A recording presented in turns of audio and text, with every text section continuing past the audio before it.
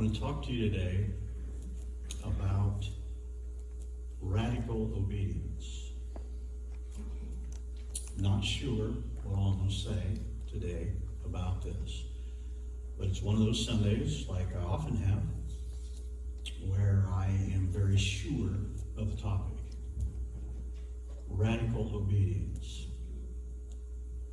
A lot of us grew up in an era of time where there was a lot of radical thinking in the whole Christian religious world. I did, and I kind of rebelled against it. Was attending, not always by choice, but attending churches that had very radical views of things.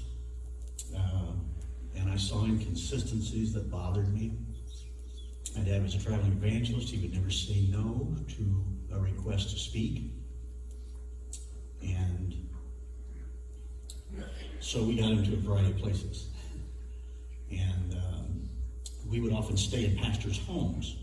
And I was a little boy at the time. And so you got to observe people. And I, just to be totally honest, I saw things that I thought didn't match what I heard at the services. And I thought, I don't know about this. Now, the fortunate thing for me is I did not see that in my parents. My parents were extremely consistent Christians. And did you know that you need a solid buoy in the water? You need a reference point. Let's be reference points. You know, nobody's perfect. We're all going to make our mistakes, but let's be reference points for somebody. You know, I've often said about the rescue resort that maybe part of what we're doing is just being a reference point. This is what a Christian woman is supposed to be. These house mothers who pray and carefully work their personalities are different. All kinds of room for that. God uses us just in our personality. But they're a reference point. And sometimes in a lost society, that's what you're doing. You're a reference point. We preached on that a few weeks ago. But I saw a lot of radical views, and I think the word radical kind of, yikes. That scares us a little bit. But I've been preaching to you, and I believe with all my heart that we're entering into a time period that's different. There's a season of the return of the Lord, and we're nearing the tribulation hour. And I believe, it says of times and seasons, I don't want you ignorant. Nobody knows the day or the hour of the return of the Lord, but it's prophetically spoken and true that we're to know the season. Jesus even rebuked him and said, you can read the sky, why can't you read the signs of the time? And you can make weather predictions, what's the matter? He wants us to know the season. And I believe that we are in a season right now, and with God's grace, I want to get this across this morning. I believe that we are in a season where God is calling the remnant.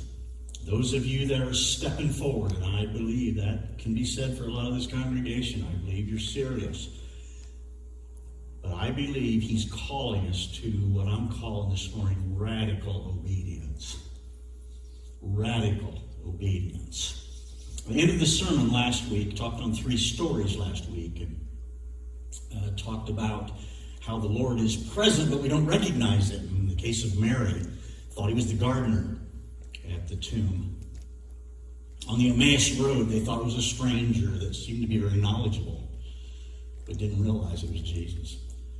On the fishing venture before Jesus left and went back to the Father, they, as a man called to them and asked if they'd caught anything, and then gave them specific instructions they didn't realize until the fish were laden in the net and they were breaking the net, that this is the Lord. And if you didn't hear that message, it's not because I gave it. I don't like promoting my own messages, but I believe that message had a lot in it for us. But I want to pick up on that 3rd story here to take off today, because I believe that 3rd story was radical obedience. He called out and said, have you caught any fish? In John chapter 21. John chapter 21. He said, have you caught any fish? And they said, no. I shared with you last week in the message, these were experienced fishermen. These are guys that had fished for a living when he called them, Peter, James, and John. You know, they were in their fishing boats. So these weren't inexperienced guys. But he called out to them and said, have you caught anything? And they said, no, we've toiled all night. In the Old King James Version is what I love in memory and quote often. We've toiled all night, but we've not caught anything. And he said what would appear, and I say it very reverently, but he said what would appear to be a ridiculous thing. He said, throw your net on the other side. You know, I could see me sitting there in my boat thinking, get serious. You know, throw the net on the other side. Hello, we've been fishing for years. But they threw their net on the other side. And it said they had a multitude of fish, that it was breaking the nets. And that, I felt God said, begin today and tie on to that, because God is calling us to a radical obedience in these days before he comes. And it isn't always going to look right. It isn't always going to make sense to your family. Do you realize how risky this message is? Because we could have impulsive folks like myself among us who would getting ready to jump off of a cliff. Well, he said, do it. If they think you're crazy, do it anyway. They said, I'm buying a $70,000 vehicle, and everybody says I shouldn't, but the pastor said, jump. So I'm a little nervous with this message, but I'm not going to not give it. You got the context, I think. We're talking about deeply spiritual things where you know in your knower that you recognize the Lord. It is the Lord. That's the key. And we do seek counsel from others to find out when we're inexperienced, in a multitude of counsel their safety. And when we make decisions, we do talk to those who have had more years and all. But it's interesting that John said, it is the Lord. So we're not talking about making radical impulse decisions and just jumping without much forethought. So don't anybody run off with that or use me as an excuse to buy something you shouldn't. But I am, on the other side of that, talking about something very serious, a deep, radical decision to obey. A decision that says, if you pray, you will be arrested. And capital punishment in our country is a lion's den. And you will go there. And it says Daniel went and he opened his window as he always had before. And knelt and turned toward Jerusalem because he was a captive at the time. And he began to pray. That's radical obedience. How easy would it be for me to say, well, Pam, really, if you think about it, God hears you everywhere, and there's scriptural support for that. And I know I usually walk on the road when I pray, and they've said it's illegal, and the cops are now patrolling that to see what all's going on. And actually, it doesn't hurt anything to hide under the porch and pray. I mean, it does say go to your secret closet. We're entering a time where I believe God is calling us to have a bold, radical obedience. But you know what I've found, and I say this with deep conviction. I have found that when you have radical obedience, it brings radical grace. Are you listening? When you go ahead and take that step at work, and you think, man, there's principalities crawling, there's principalities and powers crawling in this place. And this place has strongholds. Some of you work in businesses and places where there are spiritual strongholds. I believe that. And I have talked to some of you about that. I believe you work in places where there are spiritual strongholds. And the enemy has taken over and is in control because that's by choice. The enemy doesn't outdo God. But if there's 25 people in a business and 24 of them have all chosen to go their own willful way and curse God, that has a spirit about it. And it can develop a stronghold. And you sense the enemy strong when you're in that. I know certain businesses that I enter, and I've said to Pam, I said, there's a stronghold in that business. There's a stronghold that I feel it when I go in there. Now, the tremendous power, though, in that tiny seed of truth, which is in you, but the temptation is to become fearful and squelched and intimidated. I believe we're entering a period of time where God is calling us to step out boldly with radical obedience and not hide under the porch and claim the secret closet verse, but rather open the window and say, this is the way I've always prayed and this is the way I'm going to do it. And we're not belligerent about it. It was interesting that Daniel was a gentleman even when they chewed him out. He spoke very respectfully to those over him. 3 Hebrew children. Remember Shadrach, Meshach, and Abednego. May refer to that again later, don't know. Where I'll go for sure. But Shadrach, Meshach, and Abednego, it's interesting that when They were told, you will bow. When the party starts, are you listening? When the party starts, you will bow and worship Baal, the god of sexuality. How is that different than America? We think those pagan people, listen to that, worshiping Baal. Get serious. The god of sexuality, you can't see it? I'm sure you do. Everything's become so sensual. In a culture that's throwing everything out the window. He said, when the party starts, you will worship Baal. And if you don't, we'll heat the furnace even hotter. You go on, I'm paraphrasing a little bit. That's a powerful story. And they said, well, you can do what you want to do, but we are not going to bow. We are not. They were gentlemen, referred to him as sir, said, "O king." They were polite, they weren't belligerent in your face, nasty. No. They were very polite, but very solemn at the same time. Radical obedience. And I believe we're entering a time in our life when God is calling us to a radical obedience. And this is a risky message, and I don't know exactly how it applies to each of you. God may call me to do something radical that maybe it's different for you. I don't know what he's asking you to do. I don't know what strongholds are in your community. So I'm a little careful there. My responsibility is to give you pure truth to the best of my ability. And boy, I'll tell you, I give that all I got. I'll say that. I say with no apology. I may not always say it right, and sometimes I may offend somebody. But nobody could go to heaven and say he didn't do his homework if you don't follow me around. I'm not saying that bragging, but it's important to me, if I'm a messenger, that I deliver the proper message. And we are entering a time period where we are called upon for radical obedience. And what do I know? Radical obedience brings radical grace, provision, blessing, and favor. The three Hebrew children, Shadrach, Meshach, and Abednego, said, we don't know if our God's going to deliver us or not. They recognized they might die in this deal. Okay? They said, we don't know if our God will deliver us or not, but we still are not bowing to your image. Boy, the pressure's on in America, the culture, the pressure's on, force you into the mold. If you don't think we're going in an immoral direction, read Romans chapter 1 and look at what it has to say on without natural affection. We read in Timothy.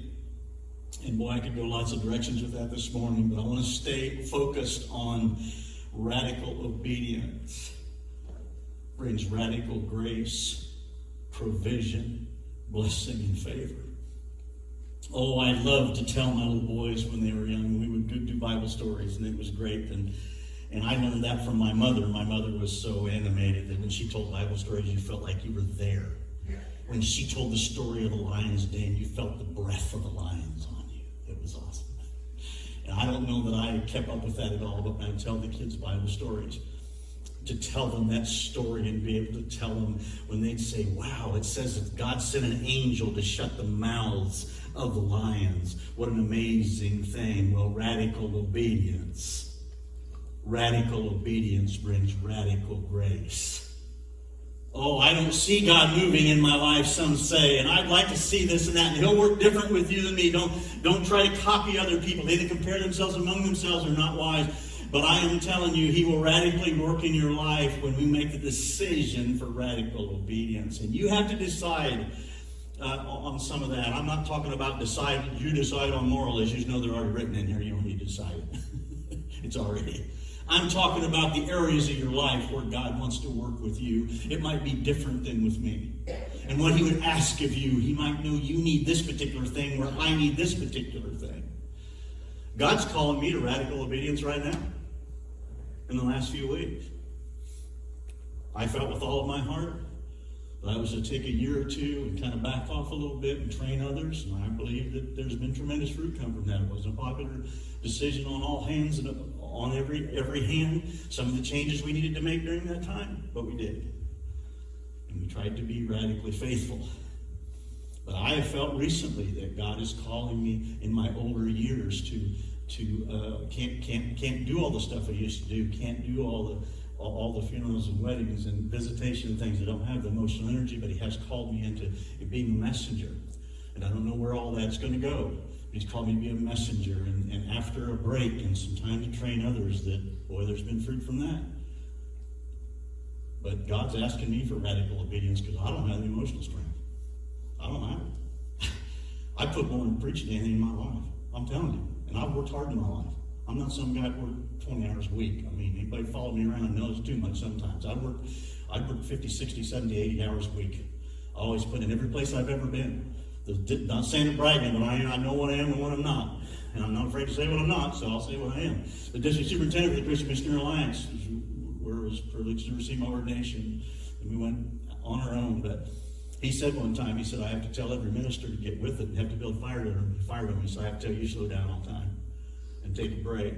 Because I'm not saying that as a pat on the back, I'm saying that I've had a passion. I've had a passion for that calling God put in me at 8 years old, and then I strayed from, and then came back to in my early 20s. And I've had a passion to convey His word and be a messenger. And right now, God's asking me for radical obedience. Pam will tell you, Tom just doesn't have the energy anymore. He puts so much into preparation and thought and prayer and what he's to have. But I believe God is calling me into a messenger role. And I don't know what all that entails.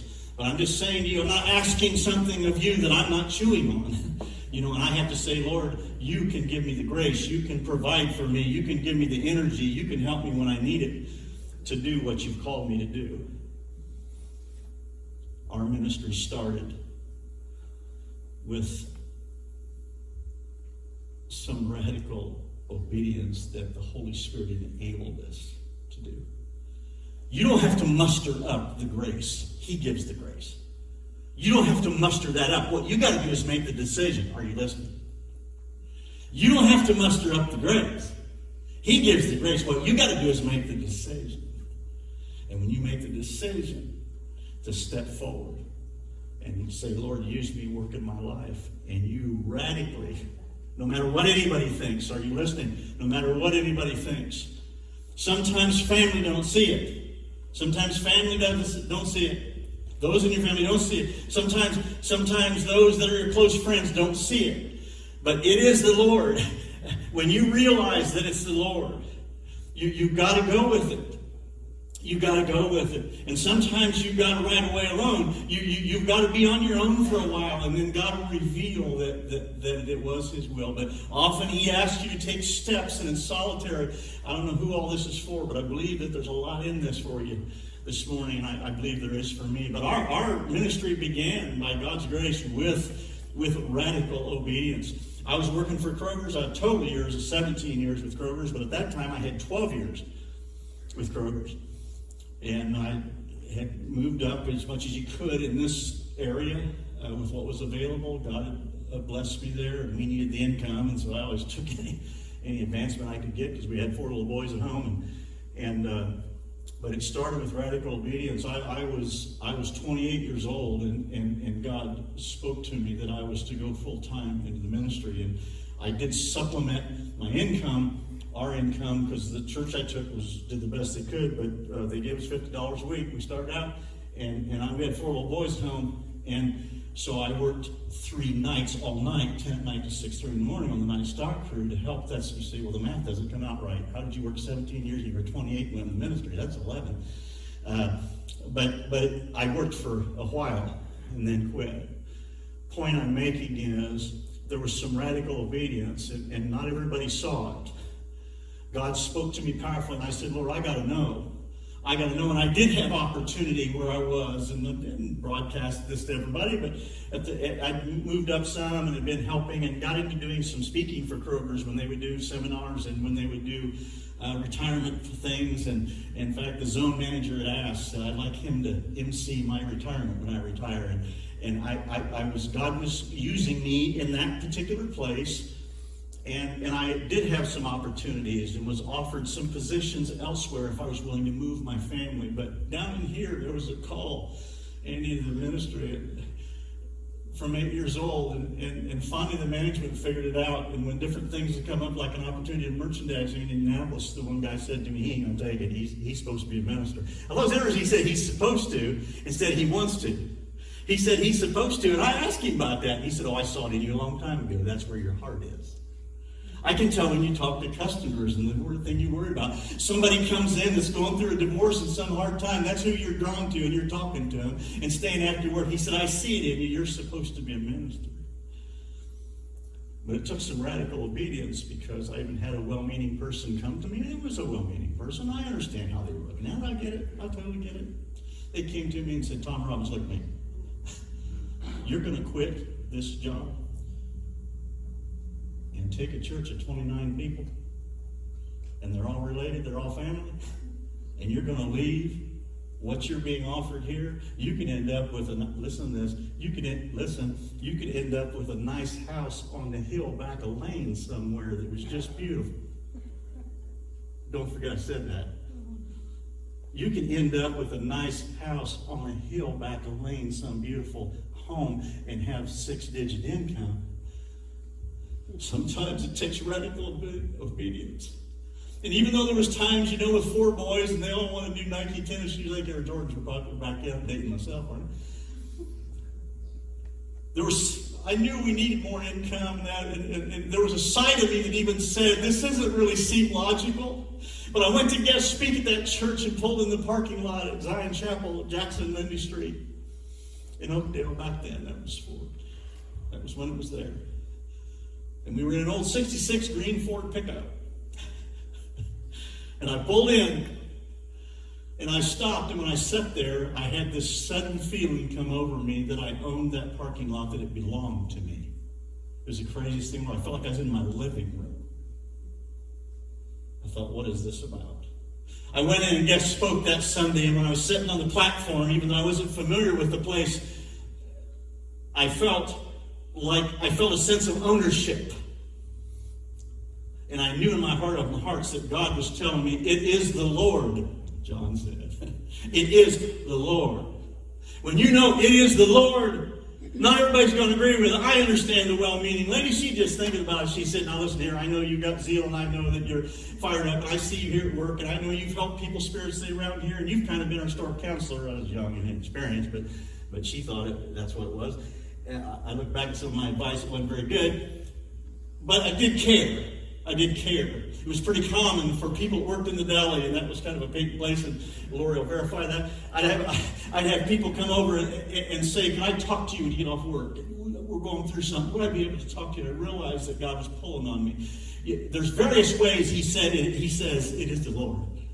It's me. There's various ways he does that, but he was pulling on me, and this well-meaning lady said, you're crazy to leave here. You're losing your health insurance. And I know that sounds crazy, and you're losing opportunity. But I knew in my heart of hearts that Sunday that I was to leave. Our ministry began with radical obedience. Radical obedience brings radical grace, provision, blessing, and favor. Can I tell you a secret? I forgot all about a lot of that. Even forgot about some of the offers Kroger's had made and the wording that they used at that time, which was prophetic, I believe. A few years ago, I was walking over here where we live now after the fire, and God just blessed us through State Farm Insurance, and I couldn't even believe it. The stuff they paid me for. I argued with the guy. I said, this is too much. God just gave me favor. He gave me favor. He said, how much was that little mud room that burned there? And I said, sir, I built that myself out of scraps. I built that myself. We had a little mud room on the side of the house. He didn't take care of the horses and walk right into the house. I had a little place where you take off your boots. He said, you lost that. And I said, but I built it out of scraps. He said, is $3,500 enough for it? Thank you. And one day, after the fire, when the house was rebuilt, I came walking back from my 5-mile prayer walk, and I turned by the mailbox and started up the lane, and God spoke to me and said, son, I gave you a beautiful house on the hill that's nicer than anything you ever thought you'd have. And I thought, that's what Kroger's tried to bait me with. Seek first the kingdom of God and his righteousness, and he'll add everything to you. Why do I preach about this with passion? Because it works. It works, but it's radical obedience. This remnant call is no joke. He's calling out. I feel it in my bones. I feel it in the cells of my body. He's calling out a remnant. The church is becoming lukewarm. The Laodicean church. I've been studying on Wednesday nights a few weeks ago, and it's good stuff. He says, I wish you were cold or hot, but because you're lukewarm, I'll spew you out. He says, I counsel you to buy gold tried in the fire and to get eyesight because you're blind. Anybody see the blindness? Have you ever seen such a mess in the government in your life? It's insanity. We are entering into a time when the enemy is taking over. And I'm telling you, radical obedience. And you got to wrestle through, you got to wrestle through. It's not my responsibility, and I don't put that on me. I can't tell you specifically what you're supposed to do in your workplace your own, but I will promise you that if you go to the Lord and say, Lord, what that guy was talking about, and that guy that was raving Sunday morning, that guy, what he was talking about, that's what I want. Will you show me? You'll have revelation that'll fit you, and it's at the stage you can handle in growth of where you are, and you'll look up and say, it is the Lord. It is the Lord. And when he says, yes, it is I, don't you let anybody stand in your way. And I say that with reverence. I say that with respect. But unless a man, am I preaching it too hard right? Unless a man forsake father and mother and houses and lands, he cannot be my disciple, is what Jesus said. And sometimes your family doesn't see it. Sometimes those around you don't see it, but you've got to have radical obedience. And with radical obedience comes radical grace, provision, blessing, and favor. And boy, did I cry that day as I turned by the mailbox and started up the lane. And I forgot totally about this conversation with Kroger's and what that one head merchandising guy had told me. And offering me this, you got a family, we'll have this, you'll have this, you could be making this kind of money, you can this, you can that, you will even, you guys that go in the company, they get shares and stocks in the company, and since then the Kroger's bought Kings Island and Six Flags, and boy, oh man, I thought, boy, you could get rich here, No. Something pulling in here. It is the Lord. It is the Lord. Not everybody's going to see it. And this is a risky message. Don't you use it as a license to do something crazy. Radical obedience started at an early age, but I can push it. I can push it with passion because we've experienced it. Cast your net on the other side. Wait a minute. We fished all night. Cast your net on the other side of the boat. But they had a multitude of fishes that the net couldn't hold. This is everywhere in Scripture, in case you're thinking, boy, he just gets dramatic and he draws stuff out, and I don't know if I go, is that the truth? Well, Genesis chapter 12, what do we call Abraham? Anybody know? The man of faith. Sound familiar? We find in Genesis chapter 12, the Lord said to Abraham, get thee out of thy native country unto a land that I will show thee. Abraham was one wealthy man, had lots of camels and sheep and goats, flocks of all kinds. He had possessions, he had servants. And God said, get thee out to a land that I will show you. Now that sounds poetic, so we like it. But you know what that really is? Pack up, leave. I'm not going to tell you where you're going.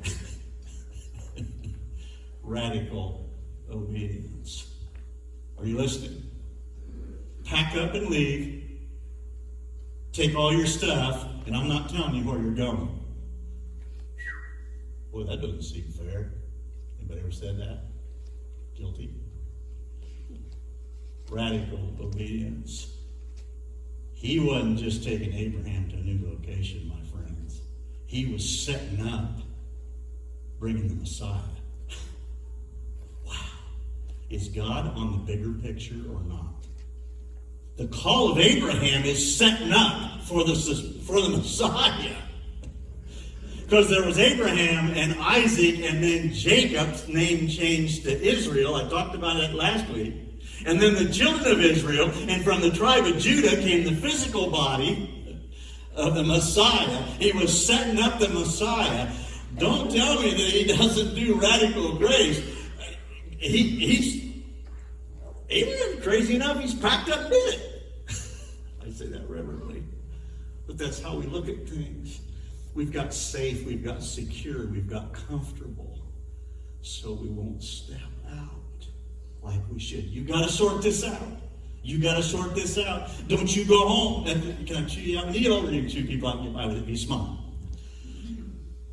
Nobody laughed.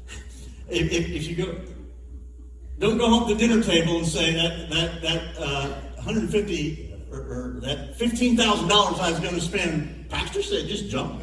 Just jump. Don't worry about what your family thinks. No, you get it. You get it. He said, get thee out to a land that I will show you. I'm calling you out, and I'm not even telling you where you're going, but I'm asking you to trust me. And he was setting up. He was starting to set up the Messiah, the Savior of the world. That's powerful stuff. We've been referring to Esther, and I like the name Andrew and Esther. That's just so nice. I pray for you guys that way. I don't say Andy and Autumn anymore. I just say Andrew. Andrew was the first to be called to the disciples. And Esther said something that was radical obedience, and you know what it is. She said, if I perish, I perish. And don't you kid yourself, we're heading for a spot in America where that kind of stuff's going to begin to surface. If I perish, but I got to do this. I got to do this. Some of you are unfamiliar with the story. I won't spend long on it. But the Jews were going to be exterminated. Overdone. There was plans through a wicked Haman, who was like a prime minister for King Ahasuerus, in the story of Esther. And through Esther's uncle, Mordecai, who had raised her, through his prayers, Esther was in a position where she became queen, and God had set that up, and I can talk a lot about that. He had set that all up so that the Jewish people could be saved. And Mordecai pleaded with her and said, you've got to go into the king, and you've got to plead our cause. You've got to. And she said, well, you know you can't go into the king's chambers without being invited, or you'll be killed. And he said, you've still got to. Maybe you were born for such a time as this. Interesting statement. I think that applies to all of us at some point in life. You'll have God speak that to you. Maybe you were born for such a time as this. I think everybody, a lot of these stories in the Bible, it applies to us. You don't always see it because it's later in life. It's a different. I'm having some stuff in my older season that I didn't see when I was younger that I can see applies. But she said, he told her, you go in. Maybe you were born for such a time as this. And she said, listen to this. You fast and pray, and I and my maidens will fast and pray. So where's the power come from? It isn't like, oh boy, I'll show them. I'll tell them off. They're not pushing me around in my job place. I'm a Christian. No. She said, you fast and pray. I and my maidens will fast and pray, and then I'll go in. And if I perish, I perish. If I perish, I perish. Radical obedience. It's all through the Bible. You start through the Bible from Abraham. Noah, respectfully I say, from human perspective, an insane idea. Build an ark. Anybody been to the ark? That's actually, yeah, we have to. You really appreciate the story now when you see that. It took him 120 years to build it with his sons. And it had never rained. Did you realize that? It had never rained up then. It says the earth was watered from a mist. So we're not only building something on dry land that takes 120 years, but we're saying drops are going to fall out of the sky enough that it's going to drown everybody. Radical obedience is threaded through Scripture. And you know what the crime is? The crime is that we know all those stories. We received this. Me too. We know all those stories, but really we've not applied a lot of it. A lot of times. We know all those stories, but we've not applied it very many times. That's the sad part. And it does make me sad. It does make me sad. All right. And I just went various directions here. We could go through the Bible and mention numerous stories. You got the point. You got the point. And I was going to ask you a critical question here at the end. I'm going to wait on that. I feel checked on that in my spirit, that takes away. I had a good question to ask you, a real good question. I'll ask it maybe next week, but it's a question I want you to wrestle with. And I even did use it in staff meeting with the other ministers, that a question I want you to wrestle with. But I think I need to save that. What is God saying to you this week? I challenge you this week. What is God saying to you? In what area of your life do you need to radically obey? We are nearing the return of Christ. We are nearing the tribulation hour. Things are changing all around us. And God has called us to be radically obedient. I don't know with you if it's get thee out to a new, there's something new I have for you. Trust me. What is it, Lord? Where are we going? I'll let you know later. Pack all your stuff, get everything ready. Wives, Abraham, no doubt the family looks at him and says, where are we going? I don't know. Well, you've always been a planning businessman. What do you mean you don't know? I don't know. He said he would show me. That's a tremendous faith. It's no wonder we call him man of faith. We stand in awe of that. But the sad thing is, I think our churches are packed with folks who mean well, but we've applied very, very little of this. All right. I have the unburdening feeling that I have delivered the message. When I was younger, I used to get too worried about, well, I had this point written, and I had this point written, and then I cluttered it. And you can take away from the truth in your last 10 minutes. You needed to stop then. So I am gonna stop. Be in prayer for messages for the future and what God would bring us to. I want to hear his voice. I'm going to be listening. I'll make that covenant to you that I'll be listening. I'll be doing my homework, spending my time with God, seeking him, but we want to hear from him. All right, let's stand together for prayer.